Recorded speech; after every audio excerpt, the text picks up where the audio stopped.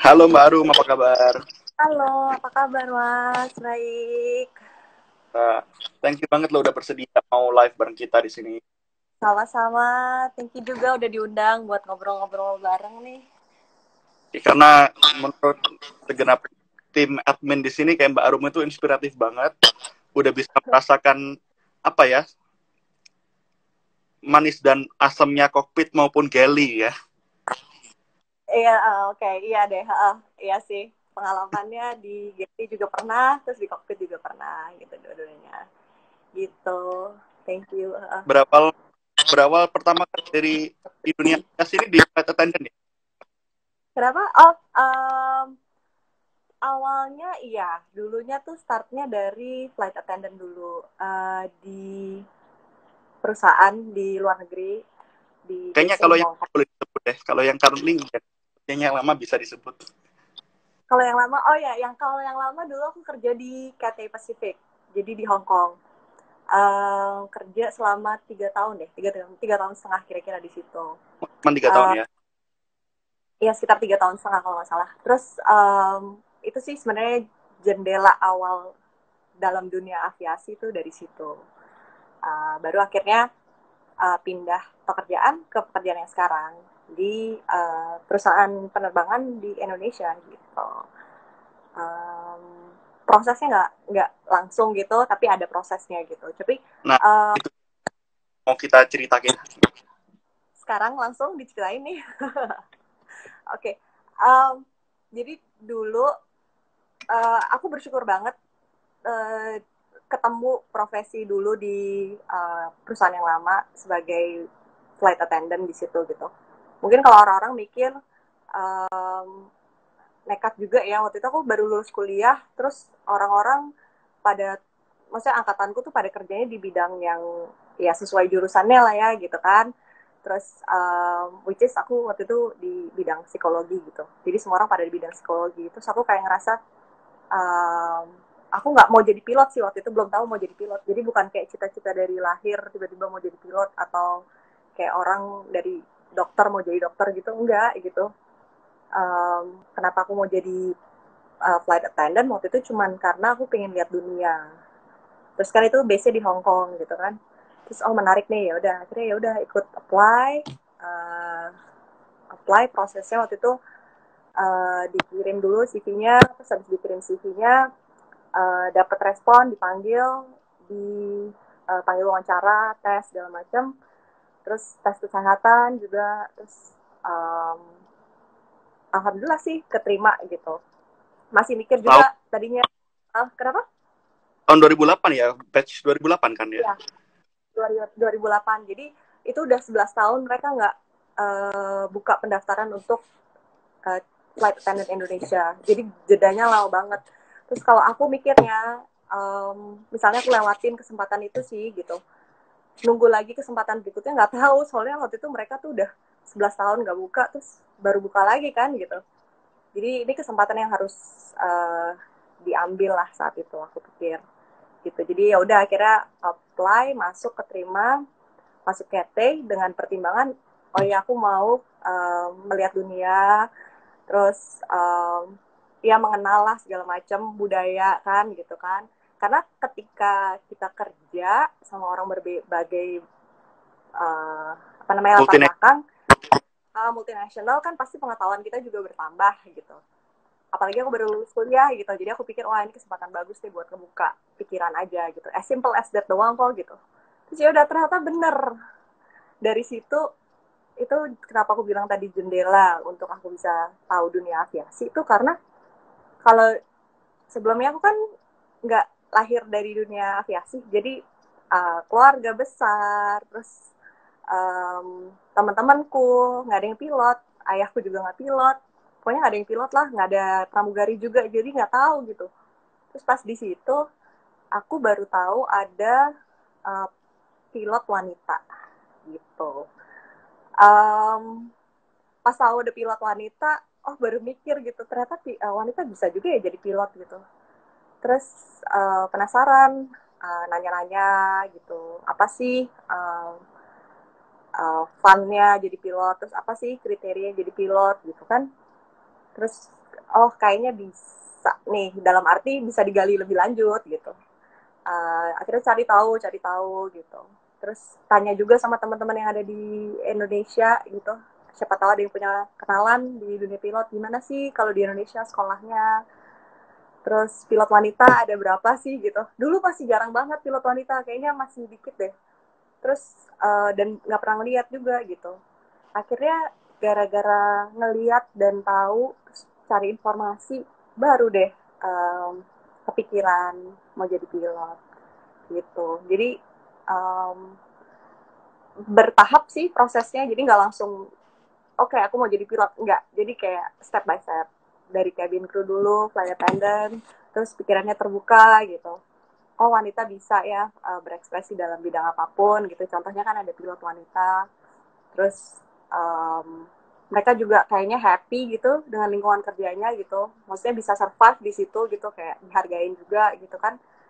Terus kayaknya oh berarti mungkin bisa nih. Terus apa aja sih harus jadi pilot tuh, gimana sih gitu kan, di-explore gitu. Karena dulu aku sempat minder sih, kayak banget kan di Indonesia pilot wanita. Jadi kayak emang bisa ya gitu, sempat kepikiran kayak gitu sih. Jadi sempat minder awalnya gitu. Oke, Mas, Tapi kita simpan dulu karena nggak mau kepoin pramugari kenapa? di apa bidang itu.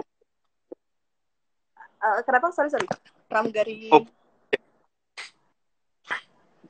kita keputus-putus, sorry. mau kepoin dulu pramugari Oh, live yang kalian nonton. oh, pramugari live-nya dulu. Ya, Pramugari iya. live-nya waktu dulu. Pramugari Pramugari ini live-nya sih kehidupannya ya cukup menyenangkan sih. Kalau aku bisa bilang, siapa sih yang nggak mau traveling gitu? Pasti semua orang ingin traveling kan gitu. Apalagi kalau traveling, terus kita juga didapat penghasilan lagi gitu. Maksudnya kenapa enggak gitu kan? Nah tapi ada sisi tantangannya karena itu kan penerbangan internasional, penerbangan luar negeri. Terus saya tuh kebetulan termasuk minoritas orang Indonesia, itu minoritas. Dan kita jarang kerja sama. Jadi sering di meet awal-awal sama orang awalnya. Jadi kan um, basically hmm? banyak juga yang penasaran. Kerja di maskapai yang bahasanya basically bukan berbahasa Inggris kan. Maksudnya mereka kan basically Hong Kong kan bahasanya kan Cantonese ya. Banyak Iya, orang yang bertanya-tanya kalau ke negara asing apakah kita harus belajar bahasanya mereka dulu. nah ini dia nih, sebenarnya kalau kalau penerbangan mereka requirement-nya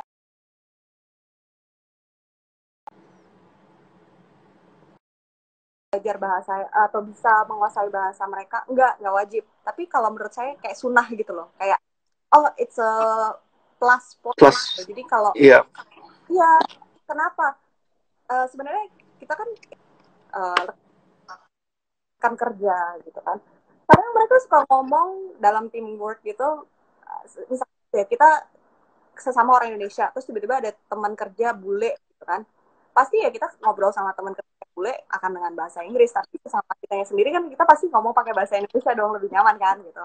lebih Sama cepat. lebih cepat kan tersampaikan. Nah terus aku sering banget di dalam environment yang mereka tuh ngomong sama mereka tuh bahasa Cantonese sendiri atau bahasa Mandarin gitu, jadi kadang-kadang kita nggak ngerti mereka ngomong apa, dan mereka juga kadang kadang males untuk mentranslate, jadi mereka cuma mentranslate yang berkaitan Penting. dan ya aja gitu, jadi kita nggak dapet skenario besarnya gitu kan gitu. Jadi emang lebih memudahkan kalau bisa belajar bahasa Cantonese atau bahasa Mandarin atau bahasa apapun yang sering dipakai oleh maskapai itu, misalnya maskapainya di Korea gitu atau maskapainya di mana, di Jepang gitu, seperti itu kan yang kayak gitu. Jadi akan lebih mudahkan interaksi sama rekan kerja. Dan ya itu tadinya awalnya aku belajar bahasa Inggris emang udah dari di sini ya, tapi pas udah keterima di sana ya udah buat adaptasi why not gitu. Jadi akhirnya belajar juga bahasa Cantonese gitu, dan ternyata berguna gitu. Terus gitu sih kira-kira. Kalau menurutku sih belajar bahasa lokal setempat yang dipakai oleh maskapai tersebut, kenapa enggak? Gitu. Tapi emang learning new language itu butuh proses yang cukup lama sih. Bisa diakuin, bahasa Cantonese itu nggak gampang loh sama sekali. Iya, benar-benar. Apalagi ada intonasinya, banyak banget kan intonasinya. Intonasinya 7 atau 9 gitu ya Cantonese malah. Ya, benar. Tapi at least kita bisa tahu yang penting-penting aja tuh udah poin plus banget gitu. Ya nggak sih? Iya, Nggak kayak orang stranger buta banget gitu. Jadi kalau mereka ngomong hal-hal kecil bisa kayak nebak-nebak dikit lah gitu. Itu udah lumayan banget gitu. lumayan, emang lumayan. Setidaknya Gitu. kalau mereka ngomongin kita ngerti. Iya pentingnya, karena suka banget kan mereka ngomongin, oh misalnya, oh dia kerjanya lamban, oh dia kerjanya kurang cepet atau apa gitu. At least ya kalau misalnya kita tahu gitu dia ngomong sesuatu, jadi kita bisa ya Dapat ngerti lah. feel-nya dikit-dikit lah. Iyalah gitu loh, nyambung-nyambung atau cari koneksi sedikit lah sama mereka, bahasa basi kan. Mereka juga seneng kok kalau kita bisa mempelajari bahasa mereka gitu. Appreciate banget mereka. Ya, appreciate banget, benar-benar. Jadi kayak suatu bentuk respect kita terhadap kebudayaan mereka lah. Kita kan juga orang luar gitu kan, gitu. Jadi kayak, oh lo juga mau beradaptasi nih sama kita, ya gitu. Gitu sih. Tapi basically waktu di sana kan basically base-nya juga di Hong Kong kan. Tinggal di Hong Kong. Nah, Biasanya kan kalau kru kan penguasa antara pada zaman itu kalau nggak salah Tung Chung sama Gold Coast Kun Mun. Gimana sih maksudnya environment-nya living di situ? Karena waktu itu kalau nggak salah kan itu booming-boomingnya turis China mulai datang ke Hong Kong kan tahun 2008 itu. iya. Sampai sekarang sih kayak Cina tetap banyak ya ke Hong Kong. Tapi kayaknya awal titik baliknya tahun-tahun segitu kan. Iya, iya benar. Benar. Banyak. Banyak sih orang orang adjustment ya kira-kira. Iya, adjustment. Adjustmentnya kalau kita sih sebenarnya nggak banyak yang aneh-aneh sih, maksudnya ya apa ya, kalau dari bahasa ya tadi belajar sedikit banyak supaya bisa berinteraksi dengan sama orang-orang di turis-turis Cina, dan mereka juga nggak bisa bahasa Inggris sih sebenarnya, itu yang susahnya. Terus paling itu sih adjustment di bahasa aja sih kalau kalau dari flight attendant gitu. Terus kalau mengenai hidupnya kita hmm, kayaknya sama-sama aja sih Iya sih, gitu. maksudnya kayak living environment-nya Hong Kong nggak seberapa shocking gitu loh, kayak hidupnya biasa aja. Dan memang ya memang udah berkaitan sama Cina kan dari dulu, jadi ya gitu. Tapi si X sekali terima orang Indo kan bisa tahun 2008 bisa 30-40 orang kalau nggak salah ya. Dulu waktu tahun 2008 yang keterima tuh ada 90-an orang Indonesia. Dari berapa ya? Yang diwawancara di situ tuh kalau nggak salah di Hotel Mulia tuh 1.000. Terus tersaring, akhirnya cuma 90-an, jadi dibagi 3 batch. Per batchnya 30. Jadi saya waktu itu ada 30 dalam satu batch gitu. Dan ini ada teman saya nih satu batch namanya Cusi. Dia juga satu batch sama saya. Dan masih banyak yang masih di sana juga gitu. Betah sebagai flight attendant di Cathay Pacific gitu. Dan yang 2008 sekarang udah seragamnya merah hitam ya, udah bukan putih merah lagi.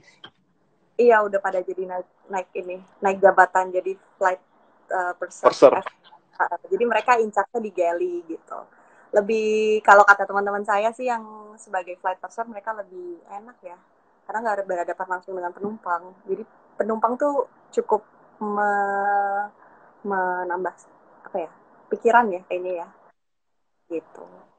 Ya belum lagi kalau mimin throwback ke masa-masa 2009-2010 itu ya, tiap kali naik CX, tiap kali naik 777-300, yang A330 yang regional itu, selalu aja tiap hari ada penumpang yang berantem masalah reclining sandaran kursi. Oh, iya sih. Oh iya, tadi balik lagi sih mengenai banyaknya juga turis Cina. Nah itu cukup. Nah adjustmentnya di situ. Jadi masalah kebiasaan ya. Karena kita juga nggak bisa memberitahukan mereka. Jadi kadang mereka tuh kayak udah kita kasih tahu gitu. Ayo udah mau landing, ayo udah mau take off, disiapin gitu kabinnya. Kadang mereka suka kekeh atau bebel gitu dengan kemauannya mereka. Jadi kan padahal kita tugasnya sebagai flight attendant harus menjaga supaya cabin itu safe buat take off and landing gitu. Nah kadang ada aja yang masih ke toilet, ada aja yang masih nggak mau di apa namanya adjust tempat duduknya yang kayak gitu-gitu. Jadi emang cukup menguras pikiran tenaga sih ketika harus berhadapan dengan itu penumpang Tapi dari ya itu. tapi apa sih penumpang yang melakukan kegiatan paling bodoh itu, paling bodohnya mereka ngapain yang pernah dialami? Apa ya? Um, aduh, lupa deh. Oke ya. Uh, Mungkin yang paling berkesan seumur hidup pengalaman flight attendant. enggak sih, apa ya, bukan bukan berkesan itu sebenarnya itu agak-agak dulu cukup sering ketika landing biasanya ya penumpang tuh kan udah pingin wah udah pengen cepet-cepet gitu. Nah itu kayaknya tuh dulu hal yang kesannya tuh biasa aja tapi kita ngelihatnya kenapa harus dilakukan sih gitu, kenapa nggak tunggu lagi gitu. Jadi kadang mereka landing terus langsung pengen cepet-cepet berdiri gitu, padahal kan seharusnya tunggu sampai benar-benar seat belt sign-nya off gitu kan. Iya, betul. Nah itu tuh sering banget yang kayak gitu, jadi atau udah parkir pun seat beltnya belum off mereka udah berdiri gitu. Itu yang kadang-kadang kita nggak habis pikir, toh juga pintu masih ditutup gitu kan, mau kemana gitu. Yang hal-hal kayak gitulah itu lucu-lucunya kita gitu kayak. Tapi itu kesannya wajar sih. Mimin dulu pernah satu flight sama orang negara sebelah, naik anaknya Kete waktu itu, Dragon. Oke, Naik A320 atau A321 itu narrow body. Ada penumpang yang mandi di lavatory, banjir keluar, Kak. oh ya, penumpang dari itu ya, negara Negara sebelah. negara sebelah ya. Oke. Cukup ini juga ya, PR juga ya kalau kayak gitu ya. PR banget kan buat krunya bersih-bersih semuanya segala macam. Lumayan. Itu agak-agak cukup stressful situation sih menurut saya. Kalau saya harus berada dalam kondisi itu, menanganinya gitu. Tapi menarik banget. Kayaknya terakhir kali CX buka rekrutmen ke Indo juga tahun 2011 ya, udah 9 tahun yang lalu ya kayaknya. Iya, udah 9 tahun lalu. Dan sebenarnya kenapa CX membuka rekrutmen terhadap kru Indonesia? Karena kan penumpang Indonesia cukup banyak ya, traveling waktu itu kan, dari segi kayak umroh juga ada, terus habis itu mungkin maaf ya, Buruh pekerja-pekerja migran. imigran gitu kan, itu sementara mereka nggak bisa berbahasa Inggris gitu kebanyakan, jadi mau nggak mau harus bahasa Indonesia gitu. Jadi makanya waktu itu banyak orang Indonesia yang direkrut gitu. Jadi mereka ngerekrut cuman ketika dilihat kebutuhannya gitu. Kalau misalnya di dalam satu pesawat masih setidaknya ada satu orang Indonesia aja, at least masih bisa komunikasi kan, aman. Makanya nggak sering gitu, nggak tiap tahun ada gitu. Jadi mereka cuma lihat aja, yang penting ada dan cukup untuk mewakili satu pesawat gitu. Semenjak itu udah nggak ada lagi gitu orang Indonesia gitu. Sayang Kalau sih. kata mereka sih katanya orang Indonesia sekarang udah mulai pinter bahasa asing, jadi nggak butuh Indonesian speakers lagi, katanya sih gitu. Oh iya. Mungkin saat ini udah nggak terlalu ya, udah pada bisa bahasa Inggris, bisa Cantonese gitu. Udah dan Mandarin, orang Indonesia juga mungkin udah bisa Mandarin juga ya. Udah mulai kesana juga mereka. Begitu. Nah, titik balik ketika decide, gue pengen jadi pilot nih, banting setir. Itu gimana prosesnya? Uh, prosesnya pakai ini dulu, observasi dan research dan segala macamnya. Jadi karena itu tadi sempat ceritain di awal, Iya. dunia yang sebagai pilot tuh karena nggak ada siapapun, jadi saya nanya sana nanya sini setahunan lebih sih saya. Jadi ketika saya lagi pramugari pun saya nggak langsung diem, udah gini doang, tapi saya waktu itu sambil cari-cari tahu gitu loh. Tapi nggak mau mengumbar juga ya, oh gue mau jadi pilot nih, kayaknya kesannya gimana banget, pede banget loh gitu. Jadi kayak ya udah diem-diem aja deh gitu, tanya-tanya aja dulu gitu, tanya sana tanya sini gitu. Terus requirement-nya apa aja, tes-tesnya apa aja. Terus saya sempat ngambil cuti di luar tanggungan. Jadi kenapa saya ngambil cuti di luar tanggungan? Karena kan ceritanya mau tes nih sebagai pilot gitu kan. Terus saya udah tahu, oh pilot itu dunia yang baru, kebanyakan laki-laki. Terus selain kebanyakan laki-laki, kebanyakan lebih muda juga, fresh kan mereka lulus SMA SMA. langsung. Iya. SMA teman-teman saya masih otaknya masih segar-segar gitu, ada yang dari IPA gitu kan, kayaknya wow gitu. Sementara saya udah kerja gitu kan, jadi kayak secara speed, secara ketepatan dalam menjawab mungkin nggak sebagus mereka gitu. Orang mereka baru habis tes Eptanas lah, apalah, atau tes mau perguruan tinggi negeri lah gitu kan, pasti lebih seger dong gitu. Jadi saya ngambil cuti di luar tanggungan. Terus yang saya kerjakan adalah saya membeli buku-buku di Gramedia, yang istilahnya kayak bahasa Inggris, tes untuk TOEFL, terus matematika dasar, terus buku-buku psikologi. Terus itu tiap hari saya drill diri saya sendiri pakai waktu gitu. Saya ini kerjain soal-soalnya gitu. Jadi untuk ngelatih otak supaya bisa cepet berpikir lagi gitu. Refresh ya. Refresh lagi gitu. Dan kenapa saya ambil itu karena ada salah satu tes yang untuk jadi pilot itu di Halim, itu Halim Perdana Kusuma gitu. Dan itu ketika kita gagal tes itu, kita boleh ngulang, tapi kita bisa ngulang, tapi nggak langsung saat itu bisa ngulang, kayak oh yaudah deh gagal, terus kita recheck lagi minggu depan, nggak bisa. Jadi kalau nggak salah butuh waktu, kalau nggak 3 bulan 6 bulan. Berarti kan Buang waktu lagi. buang waktu lagi kalau misalnya saya harus gagal gitu. Jadi dan akhirnya kalau saya gagal, saya harus nunggu batch berikutnya buka lagi dong gitu, untuk masuk sekolah pilot kan. Jadi ya ibaratnya sebelum tes itu saya forsir diri saya gitu untuk bisa ikut tes gitu, prepare lah gitu. Tapi gimana waktu di saat itu, cerita sama orang tua, cerita sama keluarga, respon mereka gimana sih? Respon mereka tadinya agak-agak kaget sih, kayak dipikirnya oh ya kamu mau sekolah lagi setelah lulus dari setelah dari cabin crew, flight attendant, terus mereka pikir kamu mau sekolah kan gitu. Iya, saya mau sekolah kok gitu. Terus dipikirnya mungkin melanjutkan S2 atau di bidang saya, di bidang psikologi gitu kan. Terus ternyata mau jadi pilot gitu. Terus mereka bingung gitu tadinya, kayak kok bisa gitu. Terus tapi orang tua saya itu cukup open minded dan cukup suportif. Jadi dan mereka juga tahu kalau anak dilarang biasanya akan malah Ngelonjak. melonjak kan gitu.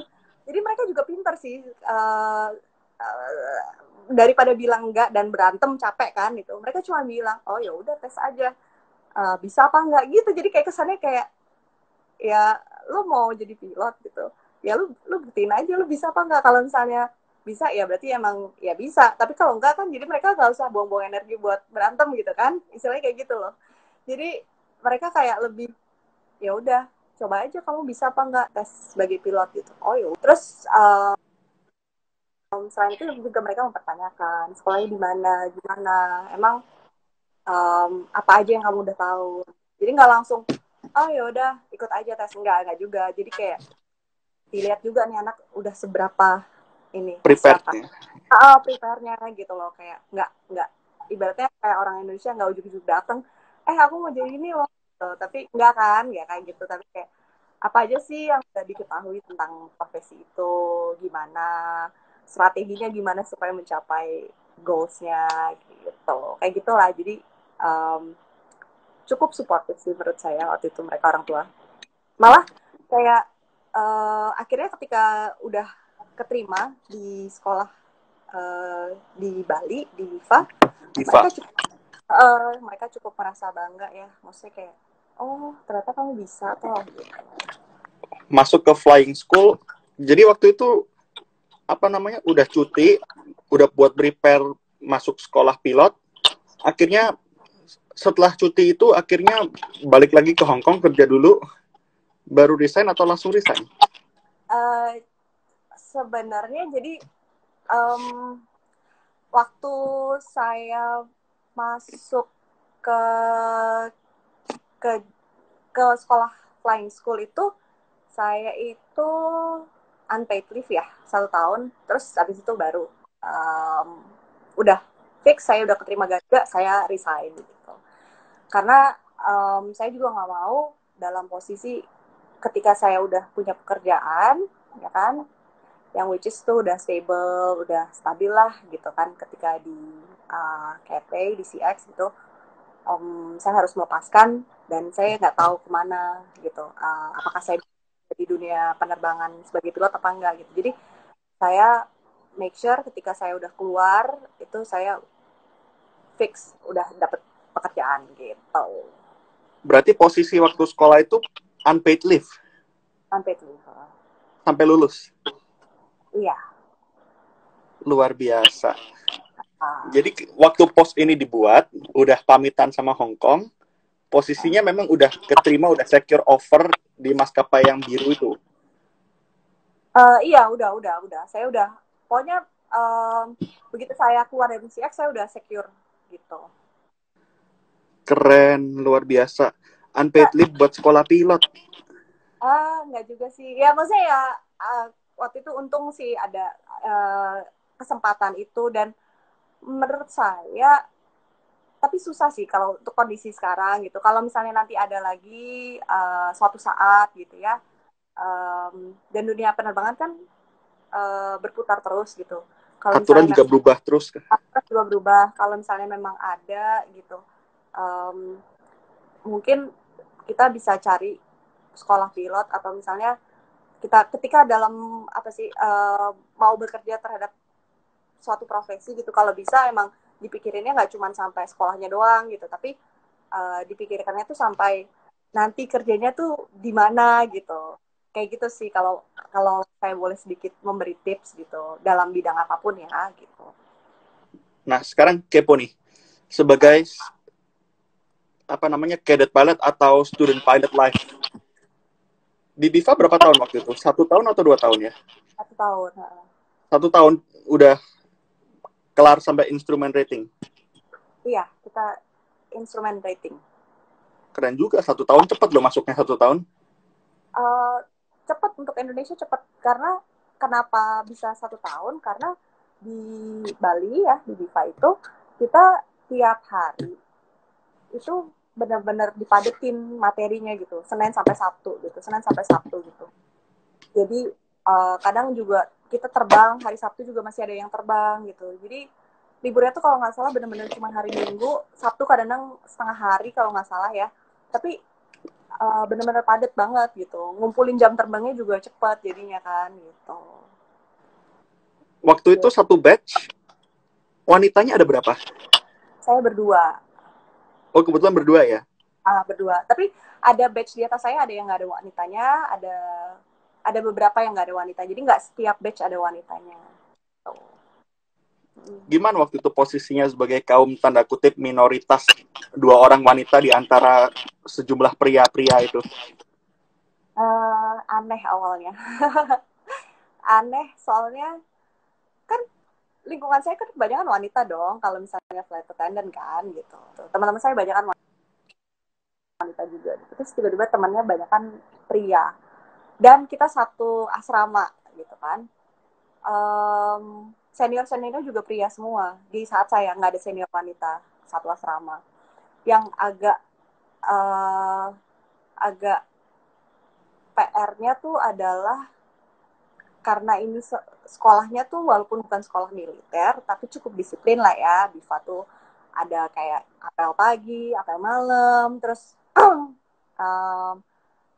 ada sedikit pembinaan dari senior gitu, jadi cukup disiplin. Nah terus kan ya banyak hal lah, misalnya lari pagi gitu kan, kita juga subuh udah lari pagi, sore juga lari sore gitu kan. kita wanita gitu, secara fisik mungkin kita beda dibanding laki-laki gitu, tapi kita tetap harus meyakinkan kalau ya kita di sini nggak untuk inilah, nggak untuk kayak princess-princessan gitu kan. Walaupun sebenarnya secara dalam hati, aduh capek juga ya gitu, tapi ya udah konsisten lah sama sama pilihan gitu. Emang mau di sini untuk jadi pilot, terus harus melalui semua ini pendidikan, terus proses kedisiplinan, pembinaan dari senior segala macam, udah gitu harus diikutin gitu. Jadi kayak lebih adjustment di situ gitu. Terus tapi treat dari kenapa? Kalau misalkan lari olahraga gitu, labnya disamain nggak cowok cewek? Kebetulan kita larinya satu barisan, jadi satu batch tuh satu barisan. Terus yang laki-laki tuh biasanya jadi satu barisan kan berapa?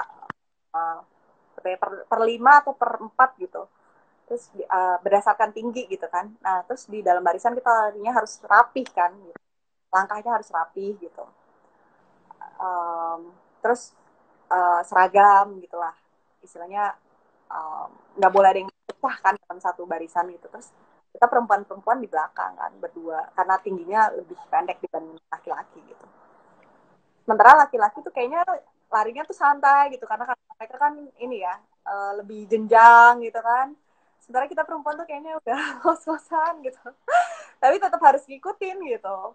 Ya kayak gitu-gitulah. Terus mungkin ada sedikit fisik, misalnya push up, sit up, segala macam gitu. Terus kita tetap harus ngikutin gitu. Jadi lebih ke hal-hal yang kayak gitu lah. Tapi kalau secara materi gitu, materi kan sama semuanya sama di kelas gitu. Jadi nggak terlalu berbeda lah gitu. Terus kita Cuman ada belajar physical adjustment doang ya buat cewek sama cowok. ya lebih kayak ke fisikal lah gitu karena ya nggak gampang juga ya kalau misalnya perempuan suruh ikutin speed larinya laki-laki gitu kan nggak itu seperti itu sih gitu aja sih. Lebih ke fisikal sih, tapi kalau terbangnya sendiri nggak ada masalah gitu karena juga ada instruktur wanita waktu itu, ada namanya Bu Ratu juga. Terus ada juga ada instruktur India juga wanita gitu. Jadi kalau secara terbang memang sebenarnya nggak masalah gitu. Terus materi juga kita sama-sama belajar di kelas gitu kan. Terus karena kerja bareng gitu, belajar bareng lah gitu, nggak masalah gitu sih. Oke, setelah graduation langsung waktu itu ada partnership nggak sama maskapai? Part graduationnya di Garuda langsung, sorry di perusahaan saya sekarang gitu. Tapi basically waktu itu Biva masih ada kerjasama sama maskapai merah sama maskapai biru ya waktu itu kalau nggak salah ya. Iya ada. Nah jadi di Viva itu nggak cuma sama satu maskapai, jadi dia ada beberapa kerjasama dengan maskapai lain gitu. Nah kebetulan saya satu batch itu ada digabung juga ya kalau nggak salah sama batch lain atau enggak ya. Pokoknya di graduationnya di ini kok di kantor kantor Airline saya yang sekarang. airline sekarang, airline saya sekarang gitu. Itu. Mungkin hari gini orang-orang yang lain setelah lulus nggak tentu langsung ke guarantee masuk ke maskapai ya. Iya sih, itu dia sih. Sekarang tuh karena dunia penerbangan juga secara nggak langsung minatnya juga orang udah banyak kan, nggak kayak dulu udah banyak banget yang berminat dan banyak banget sekolah penerbangan, tapi di satu sisi juga saingannya banyak tapi penyerapannya juga nggak sebanyak dulu seperti dulu gitu, jadi persaingannya sulit, jadi akhirnya perusahaan-perusahaan juga banyak yang nggak menawarkan partnership gitu, jadi ibaratnya ya selesai sekolah apply ke perusahaan gitu, banyak kan seperti itu. Somehow waktu itu bisa dibilang timingnya tepat ya Mbak Arum ya. Kalau telat 1-2 tahun mungkin udah seperti anak-anak yang nggak ada jaminan masuk maskapai itu sekarang. Benar. Ya saya cukup beruntung sih maksudnya, tapi itu juga jadi pelajaran buat saya, maksudnya dalam hidup kita nggak ada yang tahu ke depan gitu kan. Ketika kita udah punya mimpi, dan ketika saya waktu itu sempat saya mikir apa saya tunda lagi ya setahun lagi gitu kan, saya juga sempat mikir gitu, karena saya masih enjoy dengan profesi saya gitu. Saya tunda setahun lagi, toh sekolahnya masih ada kan sebenarnya, masih bisa apply lagi gitu. Kenapa enggak gitu? Tapi saya mikir, oh ya udah nggak apa-apa deh.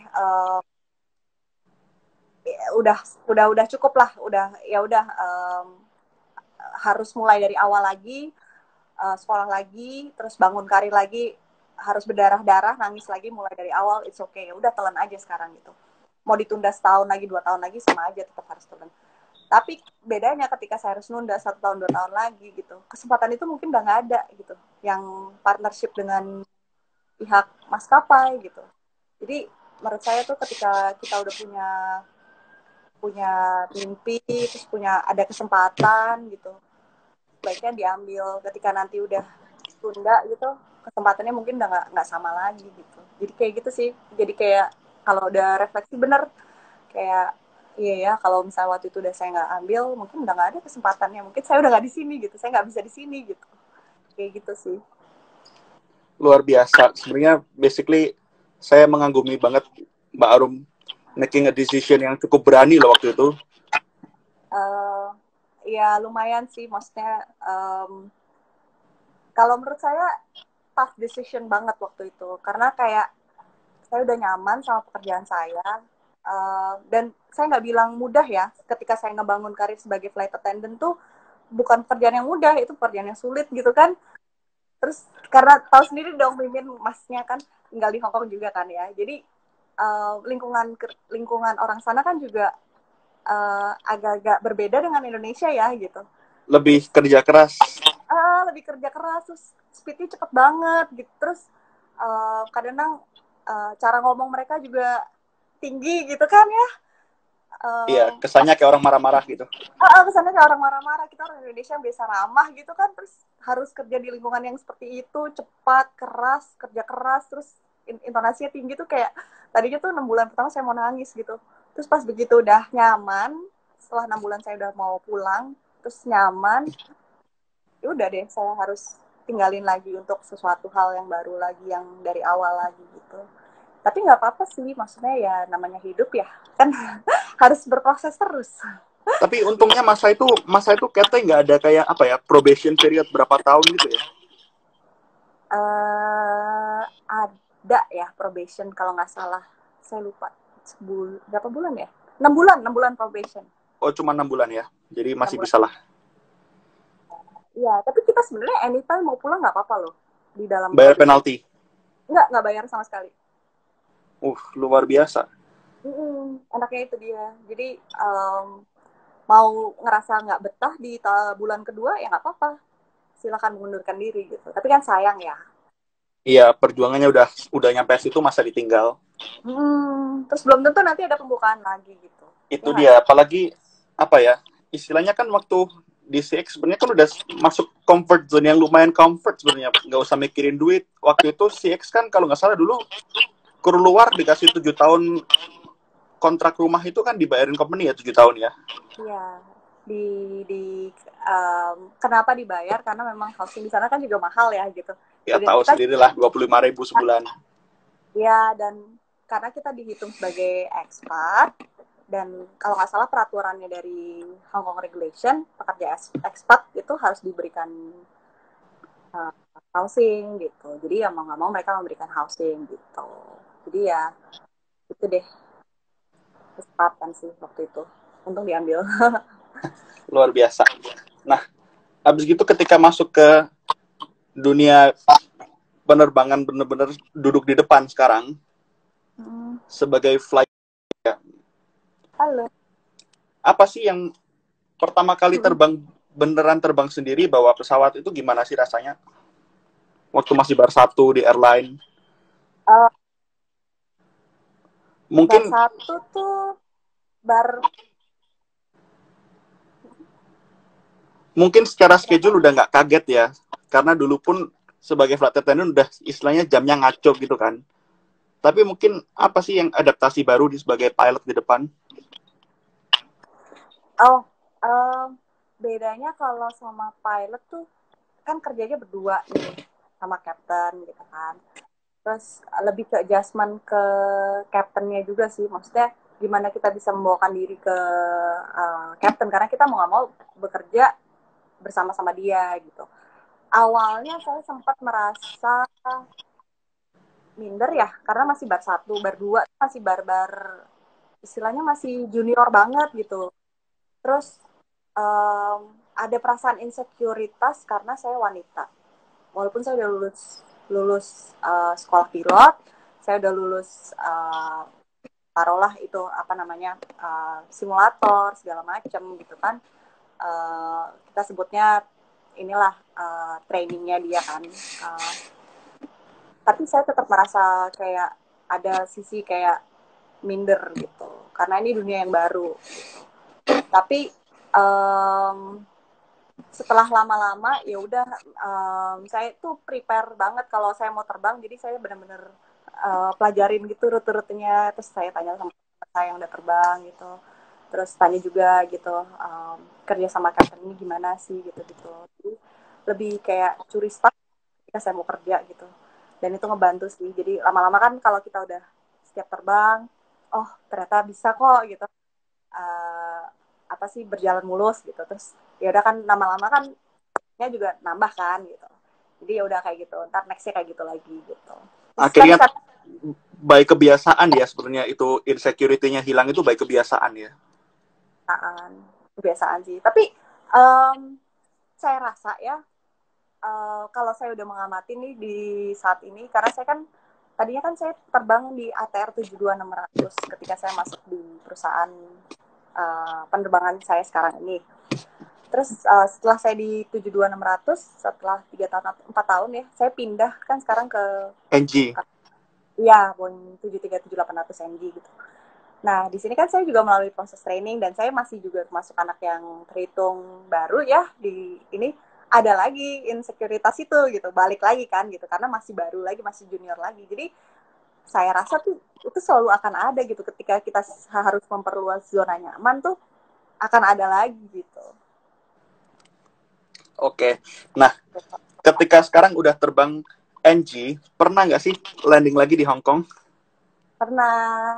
Nah, Kayaknya alhamdulillah waktu itu sempat lihat story-nya udah landing di Hong Kong, landing di 25R gitu, bawa pesawat sendiri. aduh, seneng banget rasanya. Itu kayak, aduh, balik lagi ke rumah gitu. Saya nggak mau bilang kayak rumah kesannya kayak saya lahir di situ. Enggak, sih nggak mau bilang kayak gitu. Ya, Indonesia tetap rumah saya lah gitu. Itu saya orang Indonesia gitu. Tapi kenapa saya bisa bilang itu second home ya gitu. Karena itu proses saya menemukan diri dan menemukan dunia aviasi.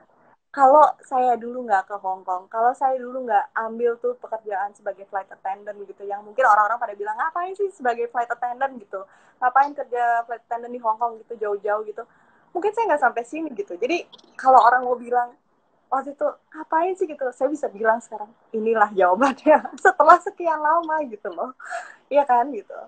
Dan senang banget gitu kalau bisa pulang ke sana, dalam arti bisa landing ke sana. Jadi saya bisa bilang akhirnya setelah sekian lama perjalanannya you're back gitu loh. But ya you prove yourself lah gitu as a person that you can achieve your goal gitu loh, kayak gitu. Ih, Dan merinding sampean gini. ya, saya juga baru merinding nih pikiran lagi gitu, kayak iya ya ternyata, and it's a long journey gitu loh, nggak cuma setahun 2 tahun tiba-tiba ya udah bisa landing, enggak, itu lama banget. Saya tuh bermimpi di tahun 2012 kali ya, 2011 ya mungkin, untuk bisa sebagai pilot gitu, dan saya bisa landing di Hong Kong lagi itu tuh tahun lalu kan gitu. Enggak, mungkin kalau yang lain oke, begitu lulus terbang langsung mereka dapat rate 800 NG, wow, langsung flight trainingnya mereka dapat Hong Kong.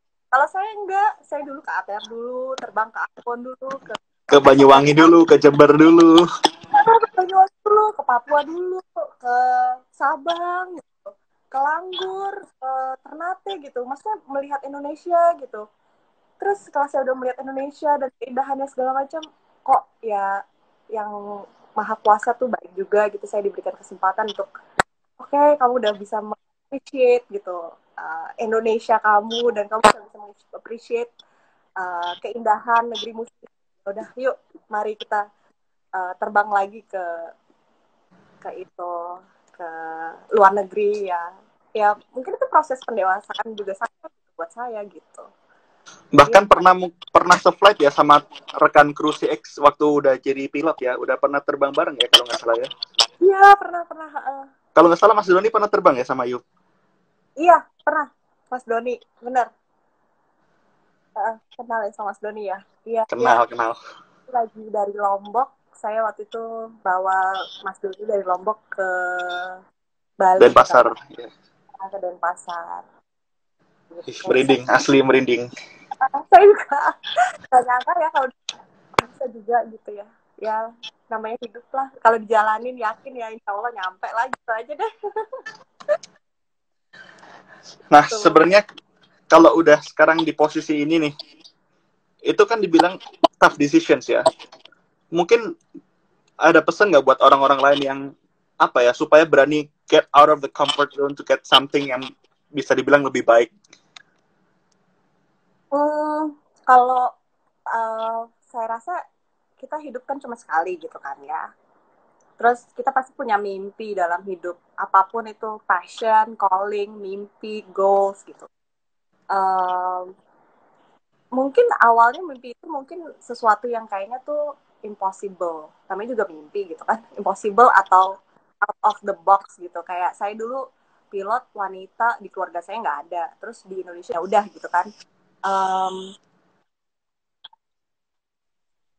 Menurut saya sih asal kita melihat mimpi itu kita dalemin gitu, kita tahu oh mungkin nggak sih kita jalanin apa aja, kita cari tahu deh, jangan bilang nggak dulu terhadap mimpi itu, kita cari tahu dulu gimana prosesnya, bisa atau enggak, jalan menuju ke sananya gimana, apa aja yang harus dilewatin gitu. Begitu kita udah mengetahui oh ada kok jalannya ke sana, gimana caranya gitu, terus apa aja yang harus dibutuhkan gitu kan, ya udah dipelajarin gitu. Terus kalau emang realistis dan bisa dilakukan, kenapa enggak gitu loh. Menurut saya itu sih. Jadi jangan bilang enggak dulu terhadap mimpi, kayak tiba-tiba dibuang ke sampah gitu. Enggak, mendingan dicermatin dulu gitu. Ini mimpi ini sesuatu yang mungkin atau enggak. Apa aja, gimana caranya masuk situ gitu loh. Oke, sorry. Dan Dulu waktu masuk BIFA itu scholarship atau hasil keringat sendiri di CX? ada. Nah itu salah saya masuk Diva juga ada, saya mengumpulkan dari pekerjaan dan juga dari orang tua. Jadi nggak serta merta saya masuk oh yaudah deh saya masuk aja, enggak kayak gitu. Saya juga planning juga gitu loh untuk masuk ke situ gitu. Karena dan makanya itu sekali lagi saya juga mau saranin, jadi ketika kita mau uh, mengambil suatu keputusan gitu, dilihat juga semuanya gitu, aspek-aspeknya dari tenaga, waktu, biaya, semuanya gitu. Jadi inilah dibikin planning sedetail mungkin gitu. Jadi kita tahu gitu, kita harus melakukan apa aja untuk mencapai jalan tersebut gitu. Luar biasa. Kita sepertinya punya take away yang sangat penting hari ini. Keluarlah dari comfort zone untuk mengejar mimpi.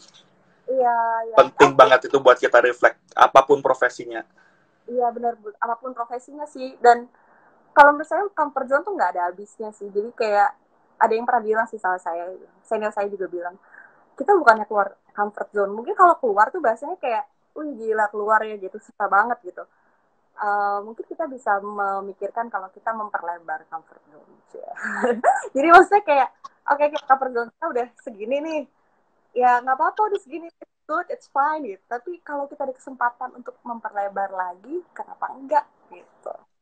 Luar biasa. Istilahnya sekarang kalau lihat udah pilot, lulusan psikologi, jago musik, inspiratif sekali. Memang sering belajar ya kayaknya ya. Betul, hobi. Hobi ya. Hobi-hobi. Tapi abis sayang ya kayak waktu kalau misalnya terbuang percuma gitu. Jadi kayak kalau kita bisa kesempatan untuk menyerap apapun itu gitu, kenapa enggak gitu. Ya nggak sih? Iya betul. Apalagi mungkin buat penonton semua di sini, corona gini ya, mumpung ada waktu ya cari ilmu lah, apapun itu yang kalian suka. Sekarang kan banyak online class, banyak orang yang berbagi informasi. Mungkin bisa diutilize juga buat cari informasi ya. Iya, bener banget. Apalagi sekarang dunia informasinya udah unlimited ya. Nggak terbatas lagi gitu. Mau di YouTube, mau cari apapun juga banyak. Belajar tentang aviasi juga banyak loh di YouTube. Aku tuh kemarin mau transisi ke Boeing 737-800, saya belajar dari YouTube juga banyak gitu. Selain dari manualnya ya, tapi kayak belajar dari YouTube tuh unlimited banget. Sorry ya, kalau nyebutin satu ini. Iya nggak apa-apa, tapi memang informasi itu bisa didapatkan dari manapun. Sekarang tinggal kita aja yang mau cari apa enggak. Benar. Iya. Itu dia. Mbak Rum, mungkin ini ada pertanyaan-pertanyaan dari netizen yang mau dijawab. Udah beberapa aku pilih.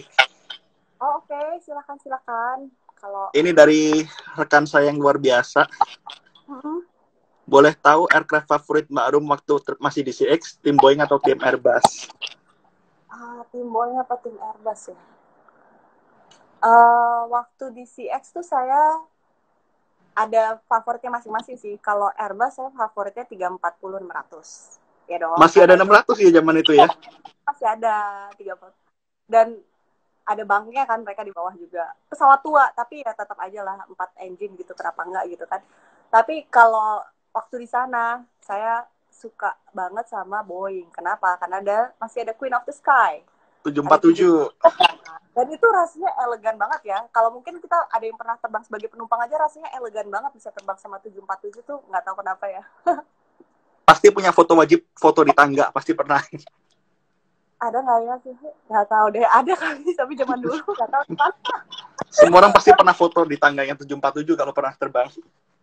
Iya mungkin ya. Apa saya nggak sempat foto kali ya, nggak tahu deh. Tapi pokoknya perasaannya itu udah enak banget gitu terbang di double deck. Terus habis itu kalau mau landing kan dia, ya ampun, landingnya nggak pernah gabruk gitu kalau 747. Mulus terus gitu, nggak tahu kenapa ya, hebat banget tuh pesawat. Aduh gila, elegan banget lah. Jadi dulu kalau waktu saya di Siak sih saya tim Boeing karena saya suka banget 747 gitu. Oke, ada ini orang butuh advice mungkin dari Mafif Studio. Kira-kira kalau saya lulus SMA jadi cabin dulu sampai mampu sekolah pilot gimana ya? Terus asli jadi cabin dulu sampai mampu mau sekolah pilot. Oh oke. Ya bisa jadi juga seperti itu. Cabin juga bisa, mungkin pilihannya banyak ya. Kan ada yang di Indonesia, ada juga yang di luar negeri gitu kan. Kalau bisa cari pekerjaan cabin sebagai di luar negeri juga baik gitu, karena juga mungkin dari situ juga bisa menabung gitu kan untuk sekolah pilot gitu. Jadi ya bisa juga sih gitu kalau misalnya emang mau gitu. Gitu sih. Oke, ini ada next question juga dari Priyadi. Apakah ada maksimal usia untuk mendaftar di sekolah penerbangan atau ketika melamar di maskapai? Oke. Kalau sekolah terbang sih setahu saya kayaknya enggak ya, karena dulu senior saya juga waktu pas saya senior saya sama tim satu batch itu ada yang lebih tua, jadi mereka waktu itu usianya 30-an lebih deh, 38 atau 39 baru sekolah pilot. Tapi untuk masuk maskapai memang ada batas usianya gitu. Jadi kalau nggak salah untuk masuk maskapai itu 28 ya rata-rata gitu. Jadi ya diperhitungkan lah. Jadi ketika mau masuk sekolah pilot itu tujuannya kalau emang mau ke maskapai ya sebaiknya sebelum umur 28 itu udah sekolah dan sambil mencari-cari pekerjaan untuk di maskapai gitu. Tapi mungkin orang yang udah umur sekolah pilot itu mungkin buat apa ya? Have fun doang kali ya, menyalurkan hobi kali ya. Mungkin, karena ada beberapa orang kayak gitu. Ada sih, ada juga. Mungkin kalau mereka emang mau apa ya namanya mendapatkan sensasi terbang atau pengen belajar terbang tapi mereka udah bekerja ya nggak masalah, mereka bisa aja gitu kan gitu sekolah pilot atau ada juga. Ini ada last question dari netizen.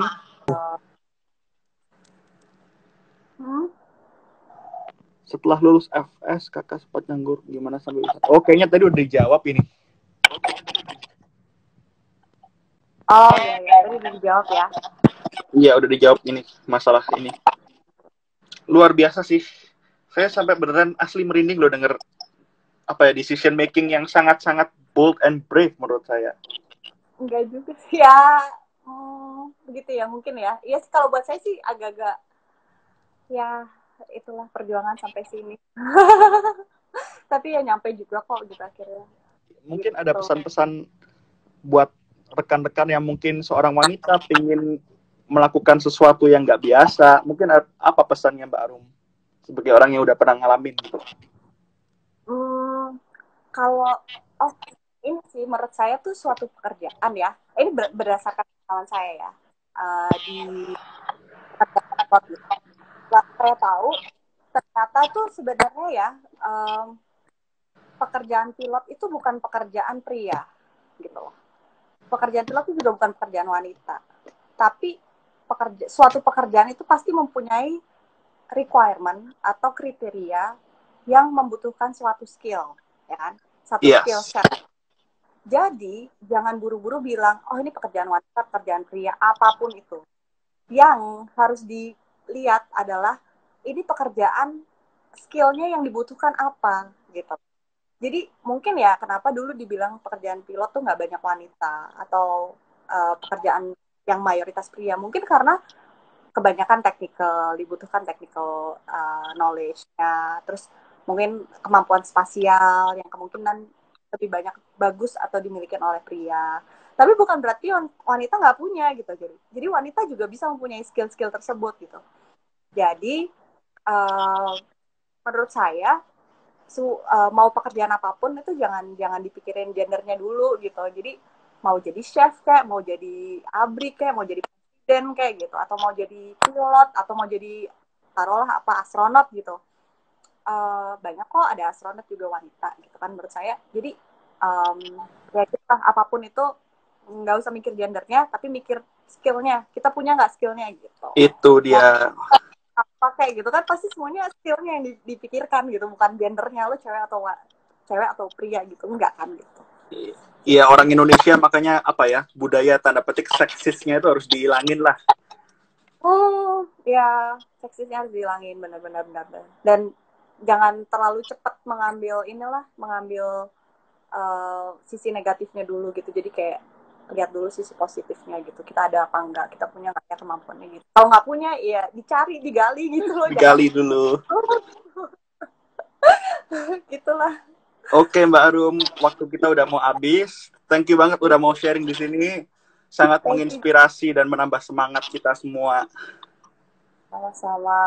Thank you juga Indonesian Spotters. Sukses terus Mbak Arum. Sama-sama. Thank you so much. Mohon maaf kalau ada Mimin ada salah kata ya. Sama-sama, iya, sama-sama juga. Oke. Thank you. Oke, bye-bye. Selamat berbuka puasa buat yang mau buka puasa di Indo. Udah hari terakhir ya. Oh iya, Mimin lagi nggak di Indo ya sekarang ya? Di Indo udah 4 bulan di Indo. Oh, kayaknya Mimin lagi di Indo juga kan ya? Iya, di Indo. Juga kalau gitu. Oke, buat penonton IS Talk sekalian, sampai jumpa besok bersama Mas Ikhwan Hidayat. See you. Okay. Bye. See you. Bye.